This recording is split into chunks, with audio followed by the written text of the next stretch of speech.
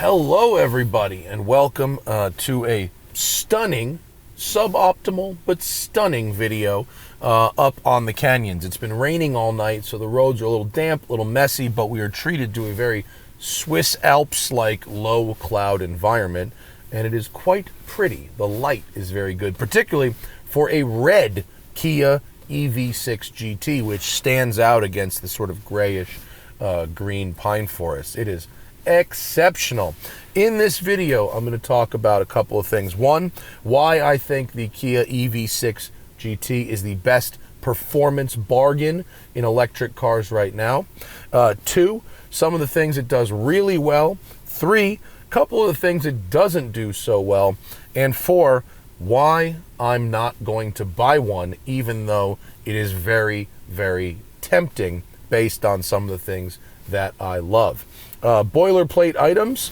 The EV6 GT makes 576 horsepower, which is dependent on the mode you're driving in. In normal or sport, it makes 460 horsepower. In eco mode, makes 288 horsepower. I assure you, having used each of those modes, they are all sufficient for the task.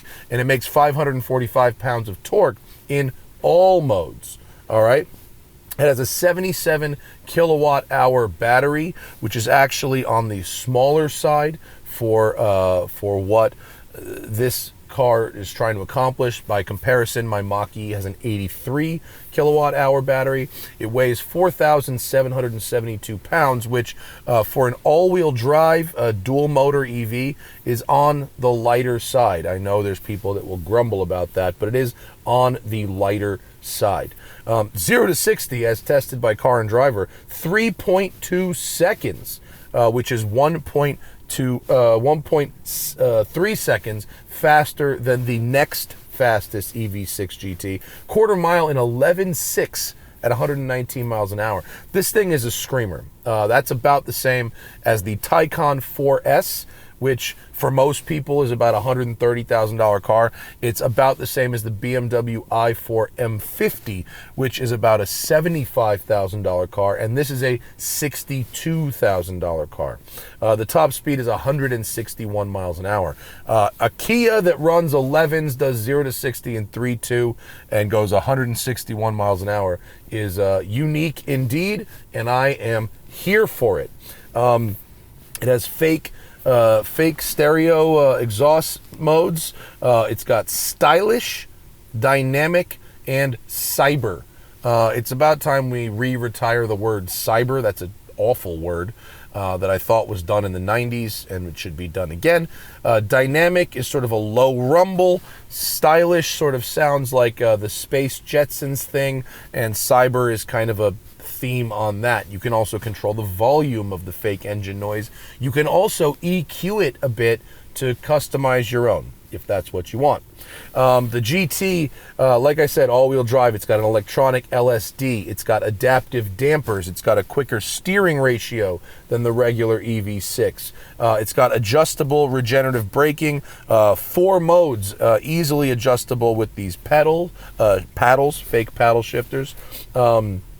And you can pre-select those with the drive modes, or you can go into the My mode, and it's individually adjustable there, and we'll go through some of those modes.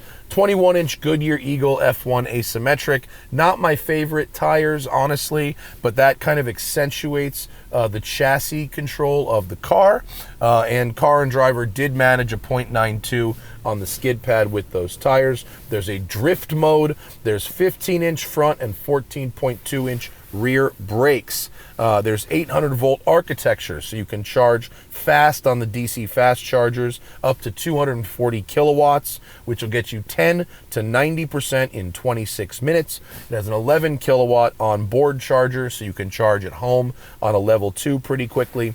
We'll talk about efficiency later. Put the notebook in there, but for now, let's go for a drive. We will start in sport mode. Eco mode, it's good for highway transiting. Normal mode, fine for everyday driving. Sport is where we are starting. But before we do, we need to take a second to thank our sponsor, Fantic, for today's video. Folks, winter is here and Black Friday is here, and boy do I have something for you for both, because today's video is sponsored by Fantic, and they have an amazing new product for all car owners out there. You know what stinks about adding air to your tires? Something we should all be doing as the air gets colder and our tire pressures decrease in the winter. Most tire inflators have to be plugged into something. Could be the wall, could be the 12 volt in your car.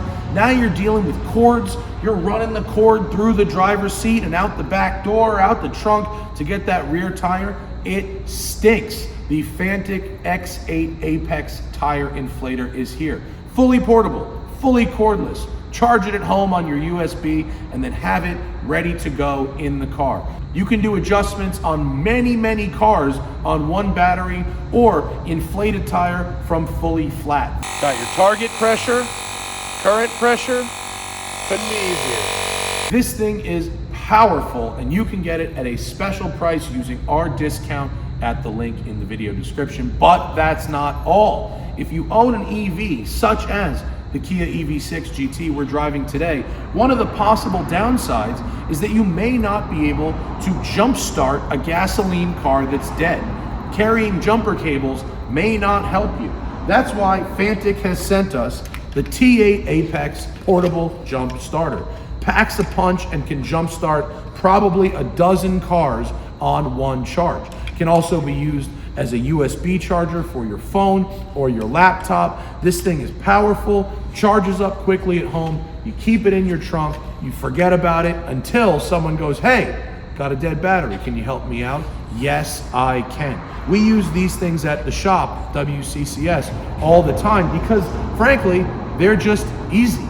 So hit the link in our video description today. We've got special Black Friday prices on the X8 Apex tire inflator, the T8 Apex jump box from Fantic, and thank you to them for sponsoring today's Kia EV6 GT review. All right, sport mode, like I said, 460 horsepower, and it feels like plenty. This thing is really quick, really smooth in all the modes but eco. And in fact, even in eco, it's totally quick enough for everyday use. We're gonna drive through a cloud real quick, so bear with me slightly. The speed is one thing. It is obvious, it is measurable, but it's not my favorite thing about this car. The reason that I love this car, because all electric cars are dragsters now, right? They all have smooth torque. Even the kind of regular ones can still do 0 to 60 in like the 4s. That's quick, right? But this one, it's about a few things. One, body control. The programming on these adaptive dampers isn't just good or great, it is exceptional. Every motion is one down, one up. It really controls the pitch and roll, but also the way that the car handles bumps. The 405 freeway, expansion joints, very smooth in this car. In fact, I can drink coffee, from my Yeti cup the whole way up, and even those big yumps I always talk about, the negative G's, it is a master of those. The regen is programmed really nicely. I prefer maximum regen pretty much all the time. It's a full one pedal driving. As I said in the beginning, they've tightened the steering ratio, and while there isn't a ton of natural feel, the ratio itself is excellent. It's quick, it's very responsive, it's very direct, and frankly, it's fun. I mean, the whole car, as digital as the experience is, this is really fun. The chassis is incredibly communicative. The brakes and the steering translate into really solid inputs. The stability control, the ESC, even when fully disabled, it doesn't get confused between the front and the rear axle the way it does in, say, the all-wheel drive Fords, which is why I prefer my rear-wheel drive Mach-E. It doesn't get as upset by little things. In fact, if you go over, steep driveway entrances, angled speed bumps, stuff like that, the torque split and the ESC, they don't seem to notice it at all, which is a really, really good thing when everything is totally electronically controlled. That's very nice. Oh, and we have caught some traffic. So we're going to pause, let that gap out, and we're going to go into GT mode. Gauges change color, full kill, 576 horsepower. Everything is set to Sport Plus. Okay. And we'll just smash the throttle.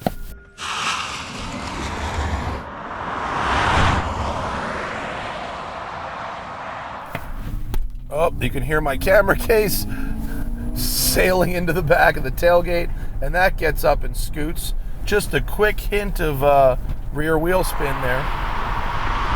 So now everything is set to stiff, everything is set to Sport Plus. This road is pretty smooth, so the stiffest shocks actually aren't that bad. If the road was bumpy, you probably don't want to use the stiffest shock. I like the sport shock setting for a lot of stuff. When I use the blinker, the camera, blind spot camera, comes up in the display. That's very nice, except for the fact that to have the steering wheel set where I want it, I can't use it at all. The steering wheel setting, which I like pretty low, and I sit pretty low in the car, blocks off almost all usable information on the primary screen. Fortunately, there's a heads-up display, so at least I know my speed. So there's that. Everything is real sharp in the GT mode, but maybe a little too sharp for me. So I'm going to switch into my mode, which I have programmed with the powertrain in full kill, the diff in sport, the ESC in sport, and then the shocks in normal, which will smooth things out and allow me to play a little more with the body roll, loading it up through corners. That's why they have this My Mode, so you can do it on the touch of a button directly to your settings. Full power. It gathers speed very quickly. The brakes are effective, though I don't know about those green calipers. They look a little auto-zony, particularly without any kind of like branding on it, you know? Oh. It beeped at me because my brain autopiloted to downshift at the end of that with the down paddle, and well, there aren't gears. The front to rear balance of this thing is so great, and the use of interior space is so great. It's got a ton of room in the front. It's got a ton of room in the back. Even behind me, and I've got my seat pretty much all the way back, there is a whole bunch of leg room back there.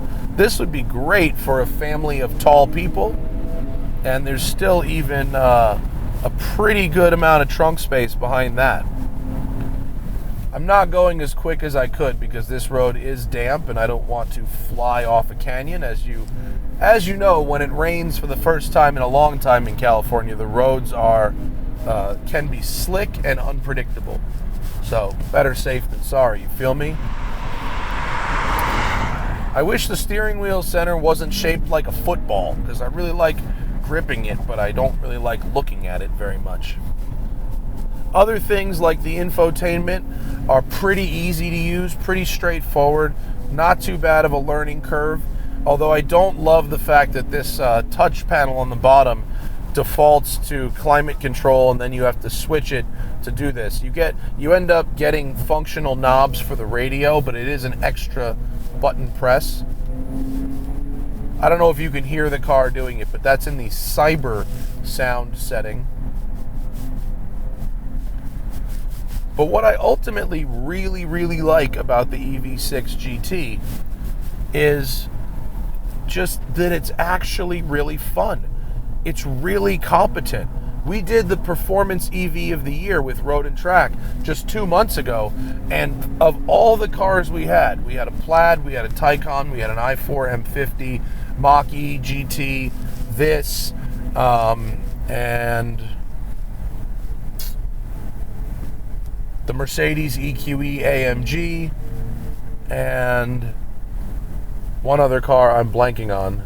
But the Taycan is very, very amazing, and it won overall, but it was also like $200,000. It was a Turbo S. The EV6 GT impressed everyone the most, though, because it was much closer to a Taycan than you expect, particularly in the fun and controllability factor, and for such less money. It was cheaper than the BMW, it was cheaper than the Mach-E, it was a lot cheaper than the EQE AMG and the Plaid and the Porsche. Oh, something I don't love, the turning radius isn't great. I don't know why it's not great. It could be, it doesn't, but it isn't. That I found to be mildly annoying. Let's go up the hill. But we tested on this road, and this is where I was so impressed. I voted the EV6 GT for actually above the Taycan because it was such a good value for money. It was just amazing. I know $62,000 is a ton, but when you consider the speed, the sort of Pininfarina-like looks, the seating position, these bucket seats are great, and the performance, but mostly the fun and the connected feeling with the car. This was second only to the Taycan for feeling the most connected to the driving experience, and the fact that the tires and the ultimate limits are lower than the Taycan was actually a plus for me, because it really emphasized how good the chassis is set up, because you could get to those limits and explore them with these not so great Goodyear tires. So after I drove it, I took it home and I went, oh my God, I think I'd like to maybe buy one of these. I showed it to my wife Hannah, and she didn't like the fact that she didn't like that button panel, which is fair. And ultimately, we are not going to buy one, even though if I was buying a car for myself, if it was just for me, I would absolutely buy this car. But I'm 6'3", my wife is 5'3", and so the reason I'm not going to buy one is actually kind of a silly one. Well, there's a real one and a silly one. The real one is the efficiency. My Mach-E, and granted, it's not apples to apples comparison because I have a rear wheel drive, non-performance oriented car, but it does 3.7 miles to kilowatt hour. Okay, 3.7. This car, not up here on the canyons, but in 6 hours or so of around town everyday driving before I came up here today, was only doing 2.8. So that car is about 30% more efficient. It also has a 6 kilowatt hour bigger battery, which means that although that car will do 310 real world miles on a charge, this thing will only do about 200, and that's if you're not on it. If you're on it, the range is even less. And again, but I'm not as concerned with range as I am with efficiency. And this is not a particularly efficient EV. It is an amazing performance EV, but it is not a particularly efficient EV. So there's that. But that's not the reason I won't buy one, because actually for my everyday needs, 200 to 210 miles of range is plenty. And electricity from home is cheap enough that I don't care that much about incremental efficiency. But what I do care about is manual seats. This car has manual seats. If it was my car, I don't care. The seats are very comfortable. Set them once and you kind of forget it. But because my wife and I are different heights, we go back and forth between our two seats every day, sometimes multiple times a day. And so for my personal needs, my family's personal needs, power seats specifically with a memory function are an absolute must deal breaker. Now, having said that, lower trim EV6s do come with that, and so I would consider a lower one. I haven't driven it yet. I also really like these adaptive shocks, and I wouldn't really like to give them up. I like the steering, and I wouldn't really like to give that up. So I'm going to ask Kia for a lower trim one to see if it handles, rides, and behaves the way I would like a car to. And then maybe we'll consider that for my family. But I absolutely love this car, and if the downsides I've described aren't a problem for you, then and as far as performance EVs go, there is no better bang for your buck in terms of dynamics, speed, and feel than the Kia EV6 GT. So, thank you to Kia for letting me have a go. Thank you to Fantic, today's sponsor. Please check out their Black Friday deals. And thanks to you guys for watching, and I'll see you later. And remember, always fight your tickets. Use code TST10 on the Off the Record app available in the Android and iOS store, or go to offtherecord.com/TST.